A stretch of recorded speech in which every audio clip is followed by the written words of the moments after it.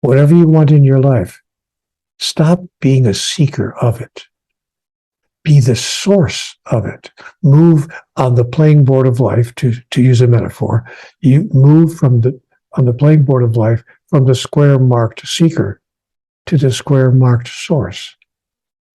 That is, give to another what it is you wish life to bring to you.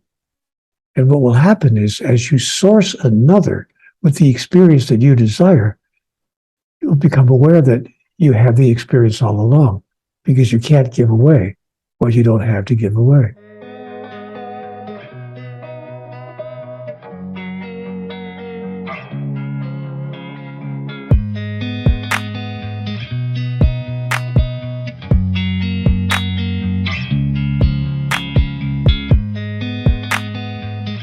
Hi, everybody. I'm Neale Donald Walsch, and I'm here with Trey Downs, looking at your superior self, an opportunity for us to share some time together to look at who you really are and abandon any thoughts you might have of who you're not. So thanks for sharing this time with me. This could be one of the most important moments either one of us have shared in a long time. Mr. Walsh, this is a dream come true for me. And I'm sure you've heard that before, but truly it is for me. I've been a huge fan of your work for a long time. And I just want to say thank you from the bottom of my heart and my being for sharing this space and sharing this time with me. Well, it's nice to be here, Trey. Thanks for the opportunity. Thanks for the invitation. You've had a long career in broadcasting. You've had an amazing career as an author. It's just so funny as I sit here and shaking in my boots to be speaking to an icon like yourself. Like you mentioned pre-air, you've been on you've done 42,000 interviews. Like this is nothing for you. Have you always had that confidence, like in speaking, especially about the subjects that you talk about, in your new book, God's Solution and Conversations with God, to speak about the news, to speak about topics that are in the daily news is one thing. But when you start talking about perennial wisdom, right? Like this idea that we are God, that we are one with God, do you still have that confidence when you're speaking to people that aren't familiar with that topic? Yes, I do, Trey. I don't. It's hard to answer a question like that without sounding self-serving or like a braggadocio. So I'm not boasting. But to answer your question honestly, yes. Since I was a very young boy, actually, I just enjoyed whether I was being called to the front of the class to give a little talk on something, or whether I was in the high school play or whatever I was doing as a young man. I've always loved being in front of people. And it wasn't really an ego thing with me. It just felt like who I am. It just felt very natural to me. So the answer to your question is yes, even on topics, I might even say especially on topics as powerful and significant and important in people's lives as our ideas about life, about ourselves, and about God. What more important things could we talk about? So the more important the topic is, the more comfortable I am. Where I get uncomfortable, frankly, is talking about things that don't matter. I'm not good at cocktail parties. I'm not good in front of people who are chatting about nonsensical stuff. So where I really am uncomfortable in front of other people is when the conversation heads toward meaninglessness. But if we want to talk about something important that really matters, I'm there. Why is that though? Like, why is it nonsensical a hard subject for you? Is it just connecting with that? I think it's because it feels like I don't have anything to say. When people are talking about things that don't matter, I find myself at a loss for words. I find myself like in ho-humville, and not to put anyone down, but I just don't feel I have anything to add that would bring any value to the moment. So I feel kind of awkward. My wife assures me that I'm socially inept. She said, you're great on, Larry King, but not so good at my brother-in-law's house party. I watched the Larry King interview, and I asked you if you were intimidated. You're like, no, I've done this for for an X amount of years. Like you're home in that studio. You're home in front of that mic. And Larry King, to me, he just has this intimidating persona of just asking questions, especially about these types of subjects where he might not necessarily agree with some of the philosophy or some of the literature. What was that like, stepping out there and talking to him about your books? Exciting, Yeah. inspiring, uplifting. It was fun, great fun. But it was, in a word, exciting. I was excited to be there. I've done a lot of national television. I've done the Today Show with Matt Lauer. I've done Oprah. I've done Larry. So I've done a lot of national TV, and it's always exciting to me because number one, I love the environment.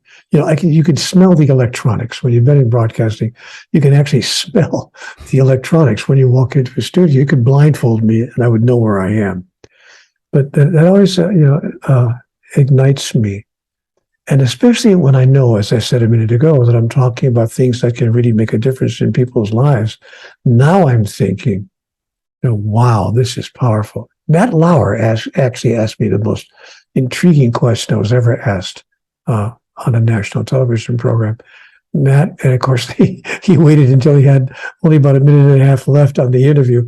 But he looks at me and he says, well, Mr. Walsh, you claim to have had a conversation with God. He said, without me getting into whether you did or you didn't, in my mind, what is God's message to the world? He said, we have only about 30 seconds left. I'm sorry. Can you put it into one paragraph? And I'm thinking he would give me a question like that with 30 seconds left. And I realize I'm on CNN here. I'm talking to 50 million people around the world.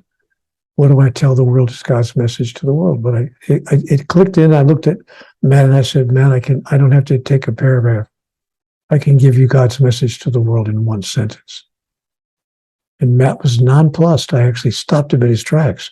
He blinked twice, looked at the camera. He said, okay, ladies and gentlemen, in one sentence, here is what Neale says is God's message to the world. Neale. And he hands me, the camera. And I see the red lights on the camera coming back on me. I looked into the camera. I said, God's message to the world in one sentence. You've got me all wrong.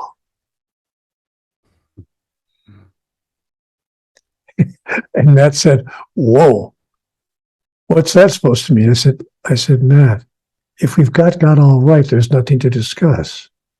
If we've got God all wrong, our conversation has just begun. Now we get to look at in what way have we misunderstood who and what God is and why we're here and what is our relationship with the divine. So I'm sorry you asked that question with 30 seconds left because it's the most important question you could have ever asked me. On Larry King, he asked you a question. I think it was like, if something scares you or worries you or something like that. Yeah. And you said, no, nothing or something. And then you corrected yourself or you stopped and you said, no, that's not right. Yeah, we came back after a commercial. He took a commercial break. He said, well, we'll be back with a closing message from our guest after this. And he takes a commercial break. And I said, Larry, can I have another crack at that question? He said, yeah, why? I said, I lied to you. He said, you did? I said, well, I didn't lie deliberately, as in a deliberate falsehood, but I realized that what I said was simply not true. Simply not true. So he said, okay. So he came back after the commercial and told his audience, Neale has asked me to give him a chance to answer that question again. And I told him, I said, no, of course, I'm not always at ease or totally comfortable or don't. I think what he asked me, among other things, was, do you ever have any doubts? Do you ever doubt that you had a conversation with God? And I said to him, no. Now, in my corrected answer, I said, Larry, the answer is, of course, I've had doubts. The day I have no doubt is the day I become dangerous. And I have no intention of becoming dangerous. So we need to never stop doubting ourselves, especially when we think we've gotten a hold of the highest and grandest truth. That was the end of it. He didn't have much time left. It was just a short little squib at the end of his program. He said, "Thank you, Neale." He said goodbye. But at the end of the interview, he got up on camera, reached across his desk and shook my hand. The producer of the show told me afterward in the green room, he said, Larry's done that 3 times in the 27 years I've been on this program. He's only done it twice before. When he shakes the hand of somebody on the air, that's his sign of the highest approval he could give you. Really? Who were the others? He didn't tell me who the other 2 were, but he did tell me that Larry obviously appreciated my willingness to be open and my candor and my honesty. That's amazing. Well, I'm looking at my long list of questions. I've listened to 26 hours of your trilogy. I've read The God Solution. I don't even know where to go, but I'm just going to go with my curiosity. You talked about it a little bit in the Matt Lauer conversation. What don't we understand about God? We don't understand that God has no need, no proclivity, no desire, and no intention to judge, condemn, or punish us for anything whatsoever. We don't understand that God loves us without condition, needing, requiring, commanding nothing from us in return. That's what we don't understand. And so what we've done is create an ethic, a global ethic that says all love is a trade deal. I'll give you my love, but you've got to give me back what I expect to receive for it. Otherwise, I will withdraw my love. So we have a trade deal here, like countries have trade deals. And we will trade each other in this way, and we will call it love, but it really is a quid pro quo, this for that. And what we don't understand about God is that God is not involved in a quid pro quo. God needs, expects, hopes for, and asks for, much less commands, nothing in return. I was told in my very first conversation with God something quite astonishing. By the way, much of what I was told in conversation with God contradicted, outright violated what I had been taught through all the years of my life. But the most astonishing thing was in book 1 when she said, "Neale, there's no such thing as the 10 Commandments." What? What? There's no such thing as the 10 Commandments? God said, no. Those are the 10 commitments. I came down from the mountaintop in answer to Moses' prayer and put the words into Moses' mind to say to his people. Because he came to the mountaintop saying to God, my people are down there asking me, what is the pathway to God? How will I know? How will they know when they're on the path? The right path, the path to God. Here is how you will know. Here is my commitment. You will know that you're on the path to God. Because when you're on the path to God, you will honor your father and your mother. You will keep the day of the Lord holy. You will not steal. You will not lie. You will not cheat. You will not covet your neighbor's spouse. These are things you simply won't do. So Moses told his people, this is what I was told. You will not lie. You will not steal. You shall not find yourself in situations like that. And they heard it as commandments rather than commitments. I'll never forget a letter I got from a minister back east in the eastern part of the United States about 4 months after the book was published. He said, Mr. Walsch, I can't say that I agree with your theology, but I will give you this much. You've started conversations about God in my congregation the likes of which we haven't had here in 15 years. I bet. Did you receive any resistance, like when that book first came out? A little bit, not anywhere near what I thought I would. An occasional email, an occasional note or letter, but not an avalanche of negative response, such as I might have been worried about receiving. Mm-hmm. The God Solution, the newest book. If it's a solution, what's the problem? The problem is what I call the God dilemma is what people are asking all over the world right now. If there really is a higher power, if there really is a God, why is the world such a mess? Why doesn't he just solve it or give us the ultimate answer or make it better or do something, for heaven's sake, that could change the way things are, because the world is going through some of the worst crises and a multiplicity of crises simultaneously, the likes of which we haven't seen on this planet in a very long time. So the God dilemma is, how do I believe in God when God allows this kind of thing to occur on the earth? A pandemic, global economic collapse, rapid injustice,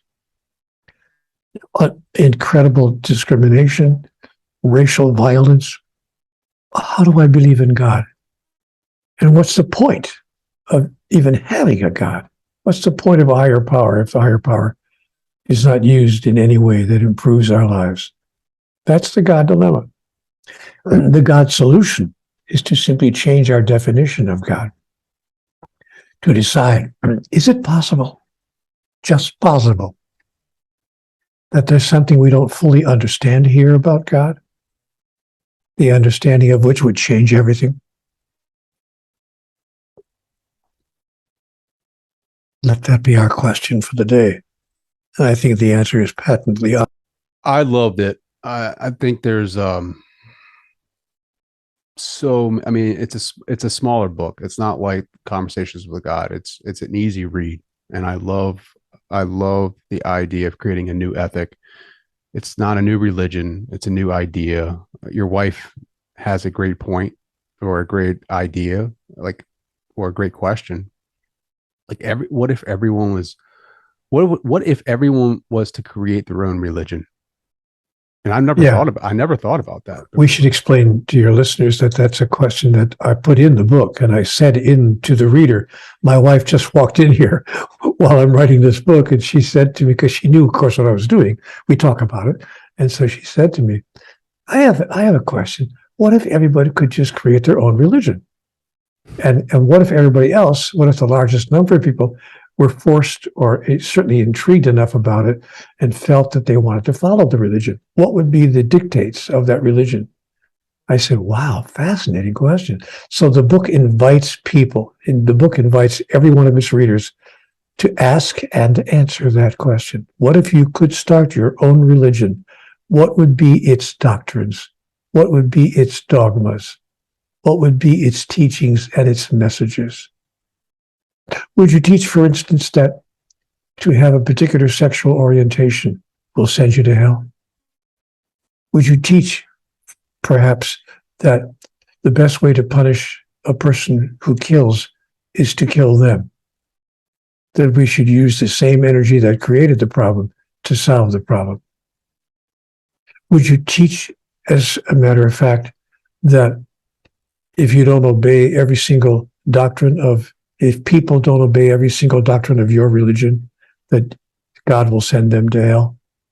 That your way is the only way, that there's only one way, and it's your way, and that every other thought about it is not just inaccurate or wrong, but blasphemy and condemnable and grounds for eternal punishment? Is that what your religion would teach? And so I really challenge the reader to ask and answer that question. What would your religion be? What would that look like? Would it be just like Conversations with God? How much time have you got? My religion would say that God is identified and defined by two words: pure love. Now, when I say that in front of an audience, Trey, someone in the back of the room will inevitably stand up and say, "Oh, come on, Neale. Come on. I've been sitting here listening to you for 20 minutes for you to tell me that God is love." I mean, everybody knows that. Even the religions that don't agree on some of the fine print, they all agree that God is love. And I have to say to my friend in the back of the room, whoa, whoa, whoa, wait a minute. That's not what I said. You didn't hear me say that. You've misquoted me. I said God is pure love. Now my friend in the back of the room will say, with folded arms, "Okay, what's the difference?" So the difference, my friend, is that pure love needs, expects, requires, and demands nothing in return. Hmm. And you can't imagine a deity. You can't even imagine doing that in your own life, much less the highest power in the universe, interacting with us in that way. Because we have not been taught how to love, requiring nothing in return.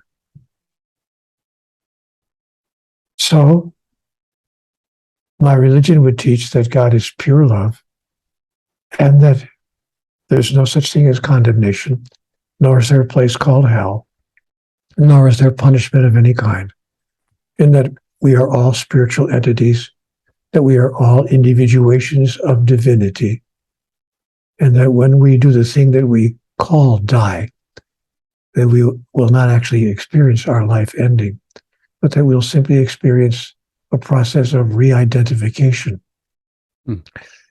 through which we will return to what I call the realm of the spiritual.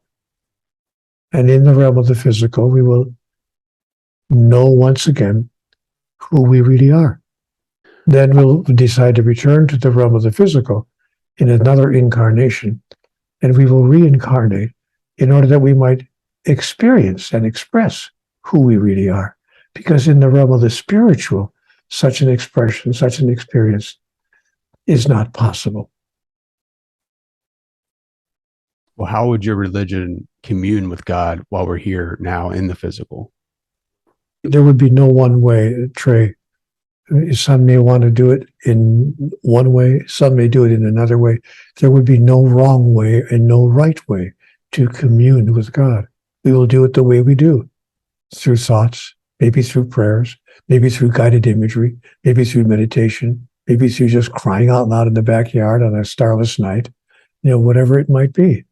We would simply communicate with God. And we probably would use all of those ways. Most people in their lifetime would probably use every one of those ways. People are listening right now and say, "Yeah, I've done all those things, including screaming in the backyard. Where the hell are you, God?"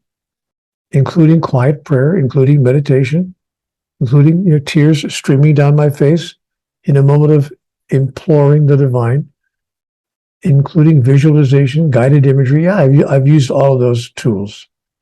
Mm-hmm. The fact of the matter is that most people, when they communicate with God, don't believe that they're receiving answers. Or if they do think that they've received an answer, they reject the answer because, sadly, it's too good to be true. Mm-hmm.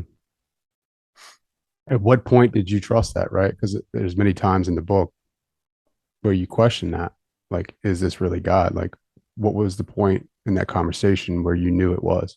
I can't remember a particular point in time or a particular moment. It was more cumulative. So I can't say, oh, it was on page 645 of book 4 or whatever. I can't really get that specific. I do know that after a while, it became pretty clear to me that what was being shared with me, and I want to say what was being said to me, was in fact my truth, my innermost awareness. It matched with my innermost understanding and with my desire. But I can tell you what happened in my life that confirmed that for me. I was told in the very first conversation I had, "You will make of this one day a book, and it will be accessed by many people." And I can recall when I received that information, I sat back in my chair and I thought, now I gotcha. Now I got you, whoever it is that's talking to me. We'll see about this. Because that's the first thing that you've said to me, my friend. That is a measurable outcome. Hmm. Everything else was theoretical, conceptual in nature. Could be, could not be, who would know? But here you're making a statement of fact, a prediction, actually. You will make of this a book, and it will be accessed by many people. I knew that the chances of that were 1 in a gazillion. There's no way in the world a legitimate publisher. I could self-publish it, of course, but there's no way in the world that a publishing house would take my middle of the night mental meanderings and put them into print. I mean, I could just see the publisher going out to the workroom floor, talking to the editors in the other room. Hey guys, hold the presses. Stop everything. I got a guy here who's talking to God. It's not going to happen. There's not a chance in a million that anybody's going to put this into print. But in fact, one of the first companies that I sent it to, I only sent it to like 4 or 5 individual publishers. I didn't send out 20 or 30 copies. I think I sent 4 or 5 copies out to a few publishers. And one of them called me about 2 or 3 weeks later and said, hey, we want to publish your book. I said, you're kidding me. But even then I thought, okay, they are going to publish it. He didn't want to call it Conversations with God. He said, can we change the title? I said, no. He said, well, okay. Then he said, we're going to put it out as it's a wonderful novel, wonderful book of fiction. I said, whoa, wait a minute. This is not fiction. Are you thinking of putting it out as a fiction book? He said, well, we thought it'd be interesting. A guy who imagines he's talking to God. I said, no. Either you put this out as nonfiction and call it Conversations with God, or you don't put it out. And the publisher said, wow, okay, whatever. This is not going to sell many copies that way, because as a nonfiction book, it's going to come off like holier than thou. The title alone is going to push people away from it. People are not going. We'll be lucky if we sell 5,000 copies, and he was right. It didn't sell many. Well, it didn't sell it. Well, not to brag, but just to say, it only sold 15 million copies in 37 languages. 135 weeks on the New York Times bestselling list. It wouldn't do much. Yeah. So he was completely wrong. And when that happened, I thought to myself, ooh, okay, maybe I should put some value to what is being shared with me. Maybe there's something to this. And the many people, without being flippant about it, but to be more sincere, the many people, and I don't mean 2 or 3 or 200 or 300, I mean thousands of people through the years who've written to me emails and letters and have told me in person at lectures and workshops, Neale, these books have changed my life. They've changed everything in the way I've experienced myself and my understanding of God. So I've heard that from so many people that have come to now understand, from the beginning, there's been more going on here than meets the eye. There's a clip of you with Eckhart Tolle, which is magical in itself. You ask him point blank, how do you stay in that remembering space? How do you stay in that knowing space? Because like everyone else, we fall out, right? I mean, I think there have been clips of you saying that you attend your own seminars so that you remember. Do you still fall out of that knowing space? Do you still have to go back and listen to your material to remember that we are one with God? Yes, I sure do. But I have a different process, a different way of bringing myself back to full remembrance. It's not necessarily picking up one of my 39 books and reading a couple of chapters or a couple of paragraphs. The process that I use now and have used now for something like 25 years is I do what I can to bring another person to the understandings that I hold, to the understandings that I know can touch their lives in a helping, healing way. So, because I was told in conversations with God, point blank, Neale, whatever you want in your life, stop being a seeker of it. Be the source of it. Move on the playing board of life, to use a metaphor. You move on the playing board of life from the square marked seeker to the square marked source. That is, give to another what it is you wish life to bring to you. And what will happen is, as you source another with the experience that you desire, you'll become aware that you have the experience all along, because you can't give away what you don't have to give away. Is that what you call the holy experience? Yes. It is the awareness that I have what I seek to experience, and that my opportunity in life is to give it away, to share it with others. The holy experience is reduced for me to one sentence. I've been asked many times, by the way, what's the single most important message you ever received in conversations with God? We're talking about 9 books of dialogue, over 4,000 pages of dialogue.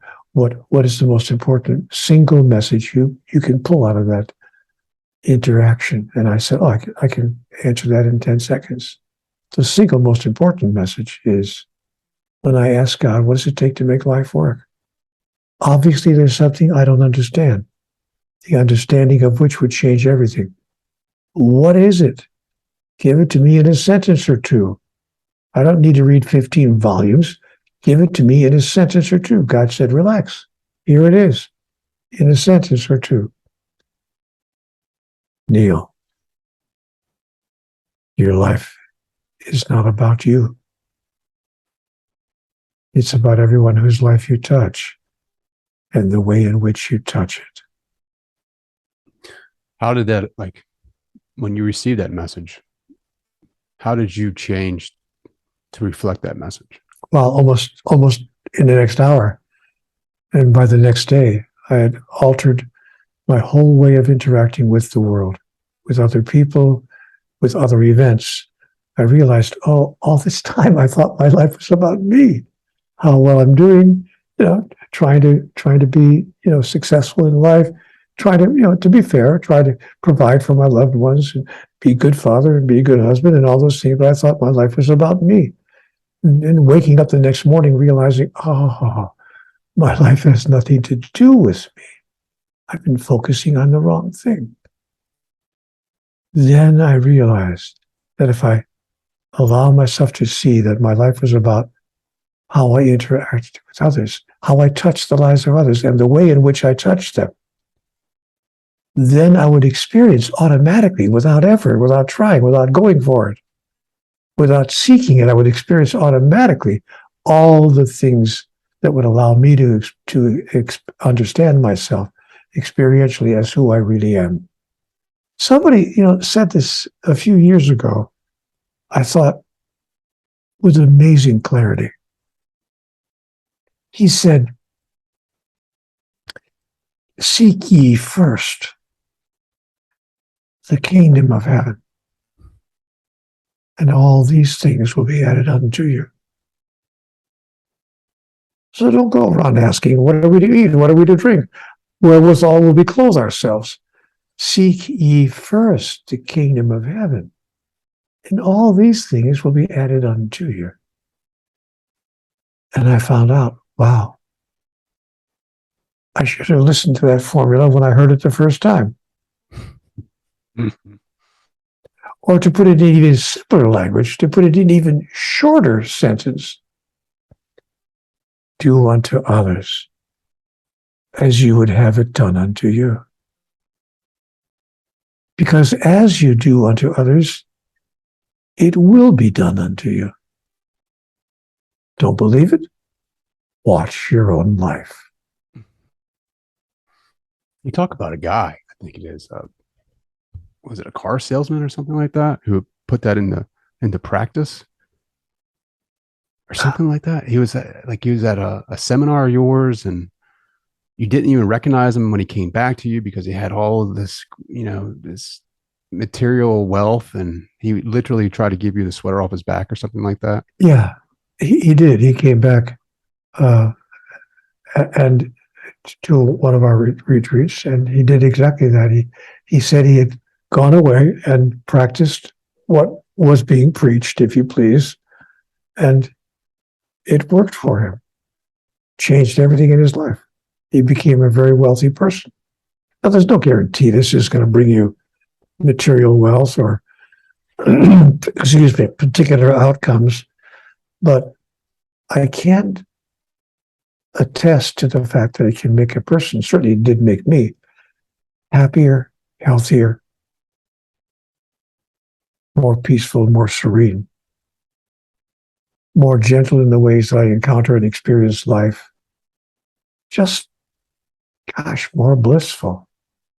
And going through this challenging journey of the soul in a way that suddenly it makes sense and produces joyfulness. And it's not like I haven't experienced the opposite.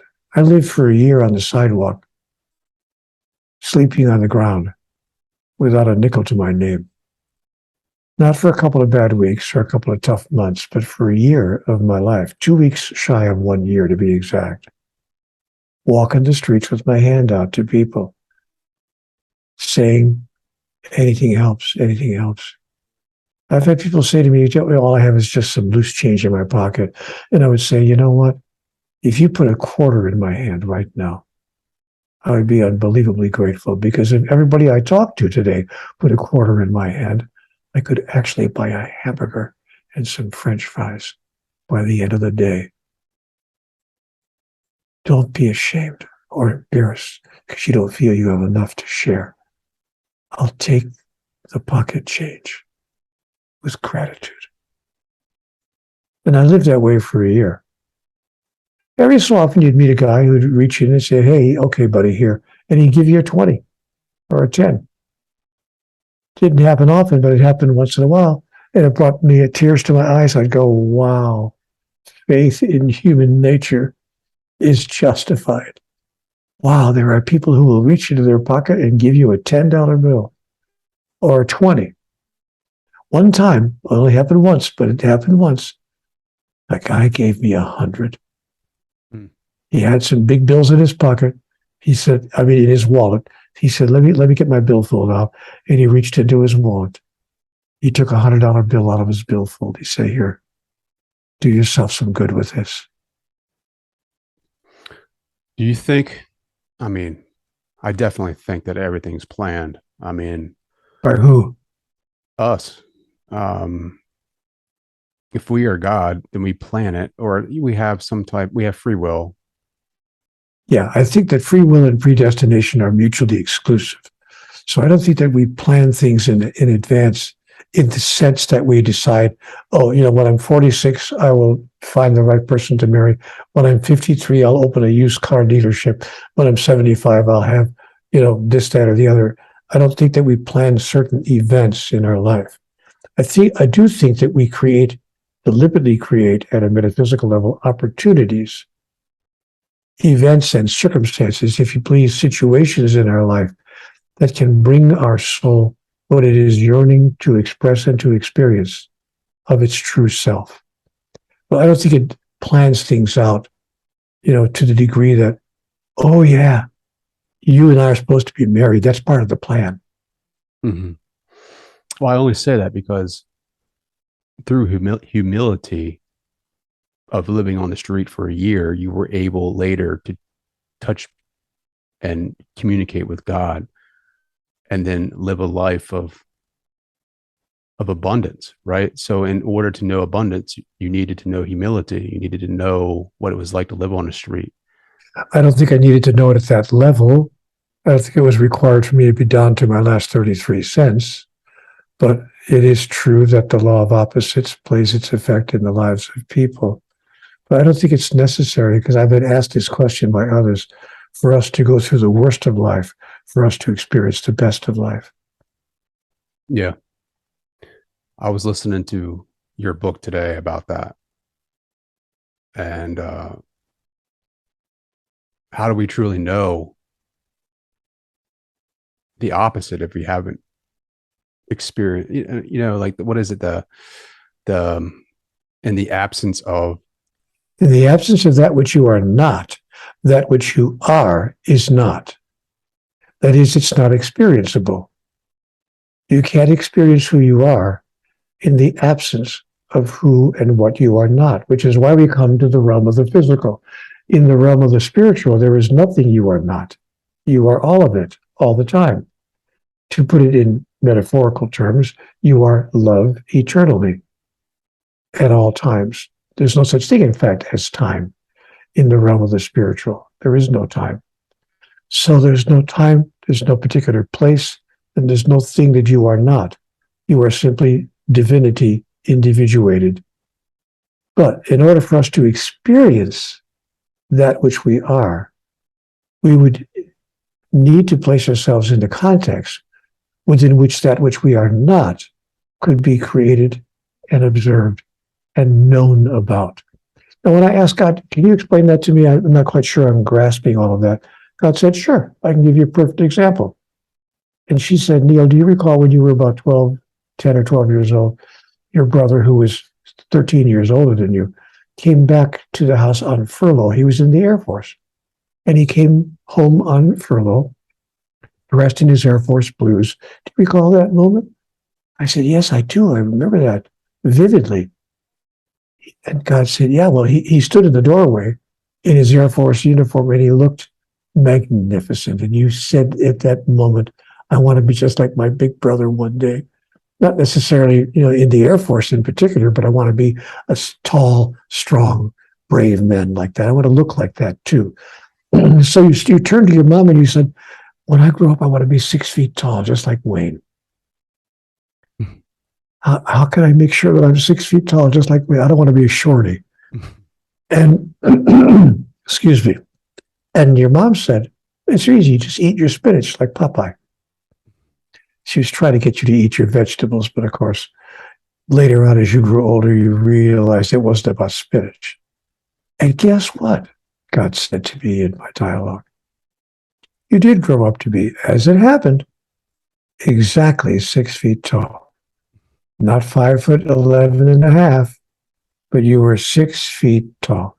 But now, God said, supposing that you were in 6 foot tall world, where everything was 6 feet tall, every blade of grass, every tree, every flower, every other person, every car, every house. Supposing there was nothing that was not 6 feet tall, supposing that everything in existence was precisely 6 feet tall. How could you know what it was like to experience being 6 feet tall? You wouldn't have any way of knowing the experience. You could conceptualize, you could say, I am 6 feet tall, but it would have no meaning to you. In order for it to have any meaning to you, in order for you to express your 6 foot tallness, you would beg for. You'd fall to your knees and cry out for anything. Give me anything. One thing that's not 6 feet tall, so that I can experience myself as 6 feet tall. So, you will in fact call forth that which you are not in order to experience that which you are in your life. Therefore, judge not, and neither condemn, but be a light unto the world, that you might know who you really are. And raise not your fist to heaven, and curse the darkness not. It's really quite simple. I saw a tweet that you put out, and I was just fascinated by it. And I quote, outer expression can lead to inner experience, but it can never substitute for it. When inner experience leads to outer expression, the circle is complete and this is the purpose of life. Can you touch upon that? It says it all. I almost am tempted not to want to add to that. It's like being at a wedding and the minister says, do you take this woman to be your lawfully wedded wife to have and to hold, to honor and love till death do you part? And you say, I do. And then the minister says, could you add to that? Could you extrapolate? Could you tell us a little bit more about that? And the groom says, I think I said it all in 2 words. You've written your own vows and you improved those. So I think you can, that right there, that inner experience leads to outer expression. But it's so hard because we're so unless focused. It's not. Unless it's not. There we go. I was waiting for that.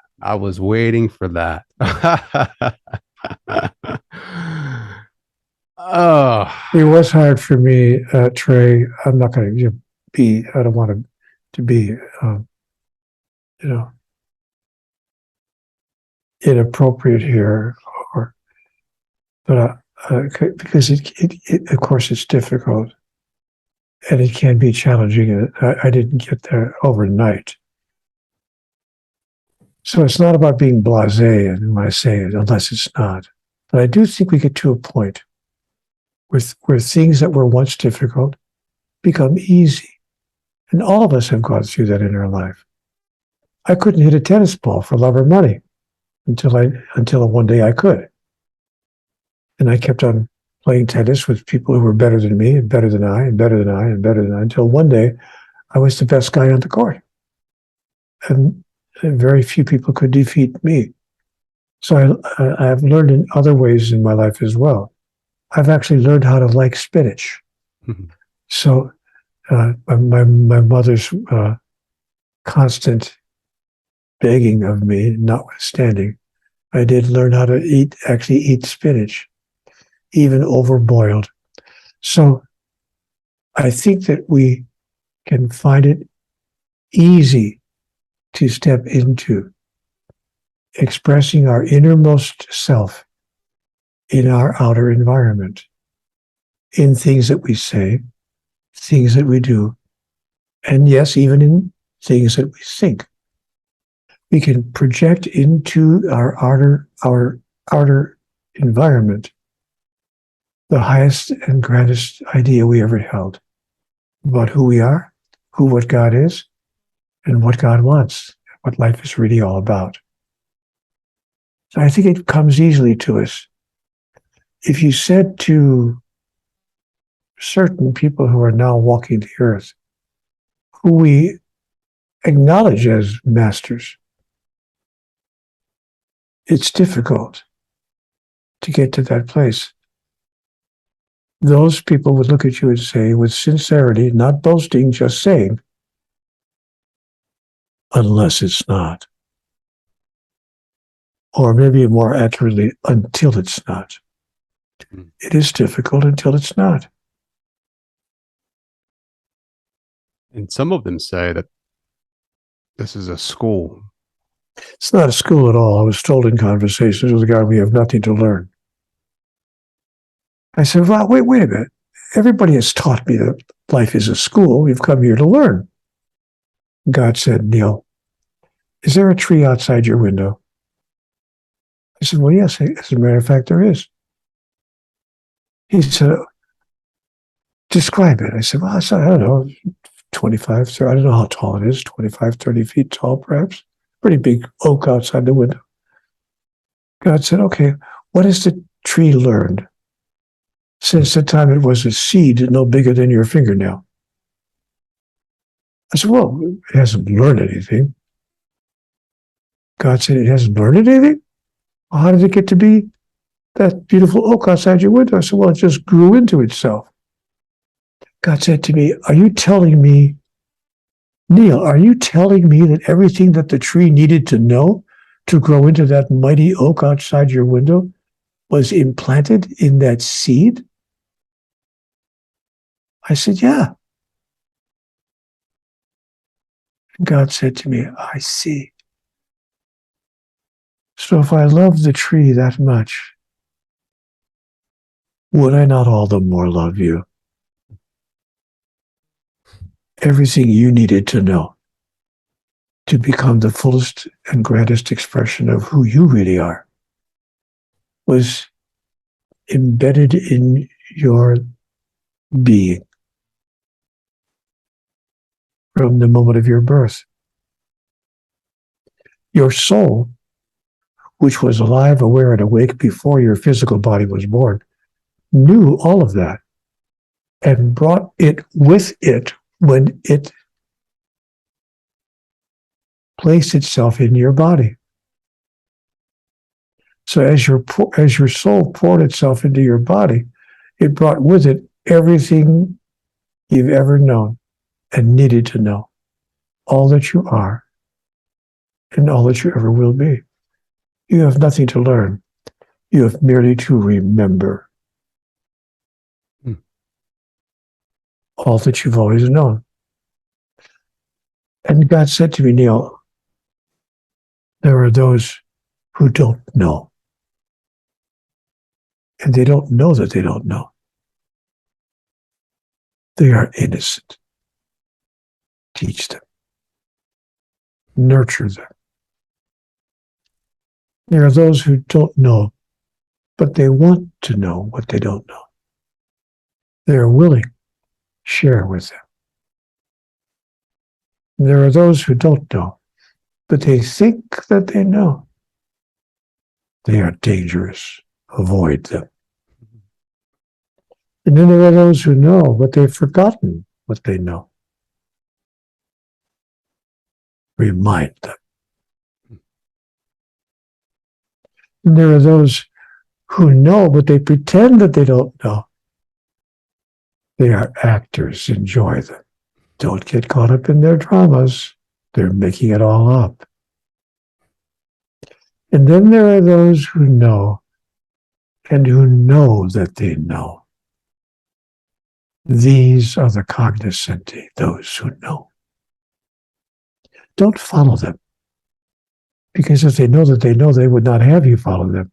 But you might want to listen carefully to what they have to say. Because something they say might just remind you of what you already know. God talks about experientially knowing yourself as God. Is there a moment where you've done this? Yes. Every time I've loved someone else without condition, without needing, expecting, even hoping for anything in return.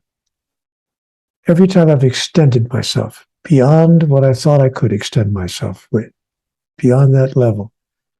Every time I've shown up in a way that demonstrated to myself and to everyone else who I really am. Every time I gave more than I thought I had to give, offered more than I thought I had to offer, asked for less than I ever thought I would ask for. Every time I have simply loved purely, I have expressed divinity and experienced myself doing so.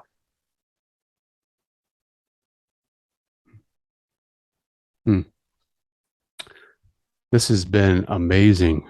I can listen to you talk for days. I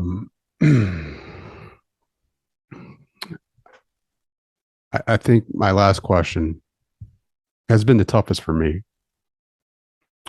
And I just want to hear your perspective. Is God's will my will? No, your will is God's will. And that's not the same thing. If God's will was your will, you would never tell a lie, even a small little white lie, not even a fib. You would never hurt anything, not even a flea, not even a bug. You would never kill a spider. You would never.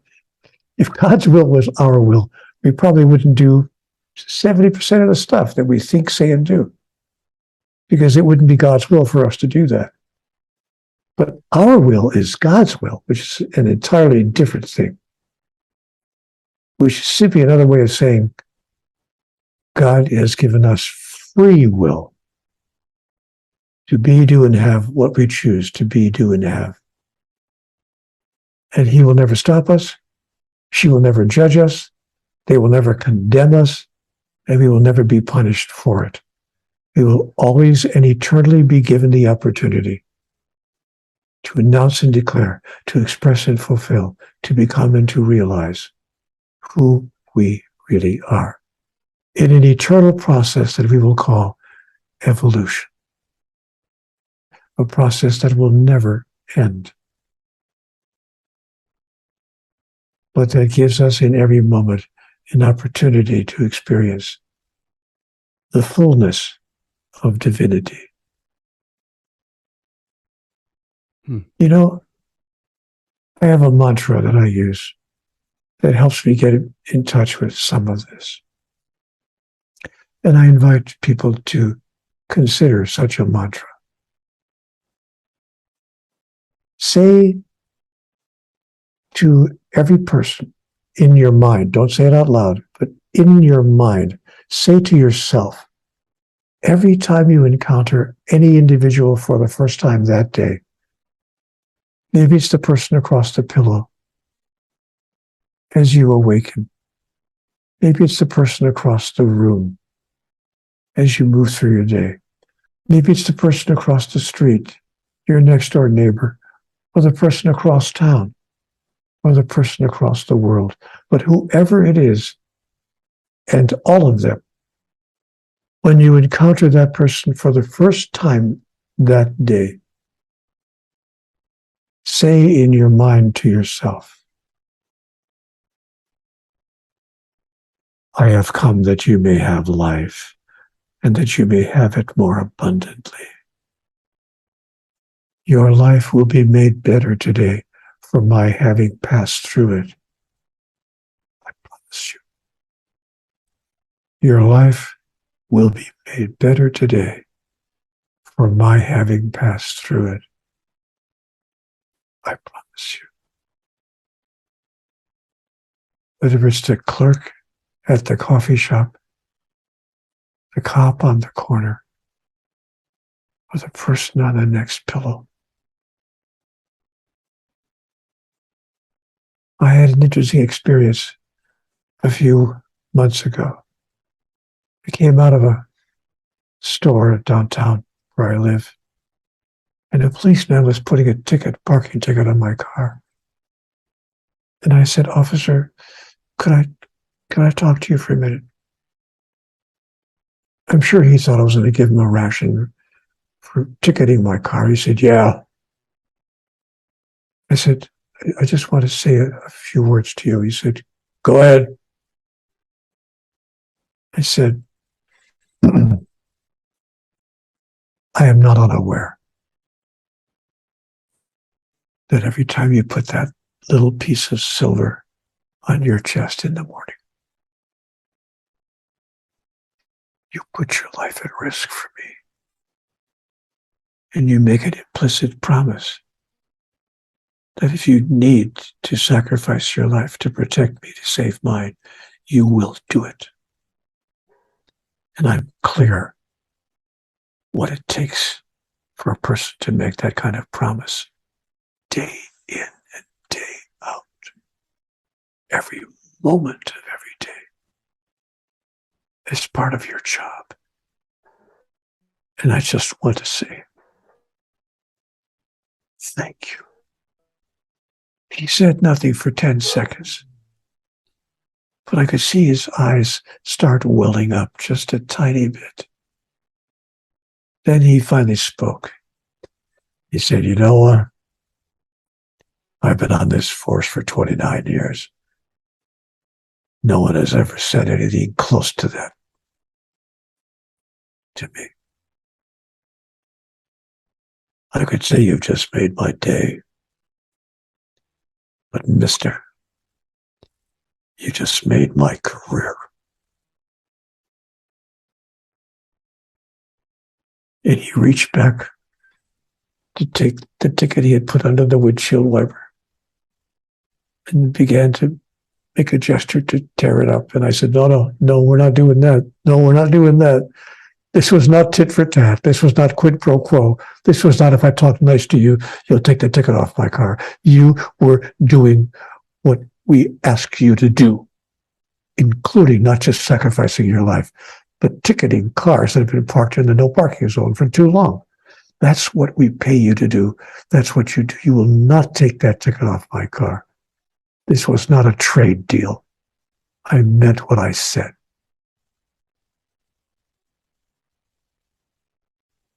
He put the ticket back under the windshield wiper, started to walk away, turned over his shoulder as he walked away from me. He said, I don't know what planet you came from. And walked away. It's a true story because I come from a planet where I say to myself, when I see the guy at the gas station, the lady at the post office, or the person on the next pillow, your life will be made better today for my having passed through it. I promise you.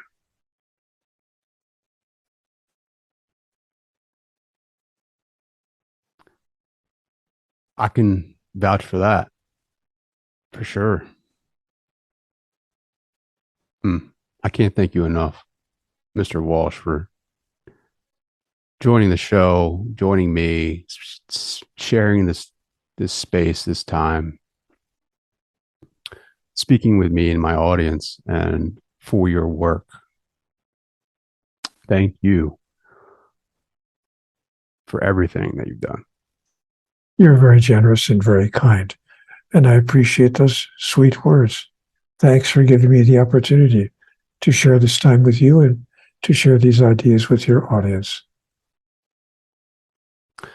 Where can people find you? Where can they connect? Where can they follow you on social media? Where can they find out about your daily inspirations, your daily videos? How can they find you and connect with you? I have a Facebook page. They just type my name in Facebook and type my name in. It'll take them to my Facebook page. They can also go to my personal website, cwgconnect.com. CWG, of course, for Conversations with God, but the short form of that, cwgconnect.com. If you want to stay connected with me, you'll find me there. And I interact with people routinely at that site.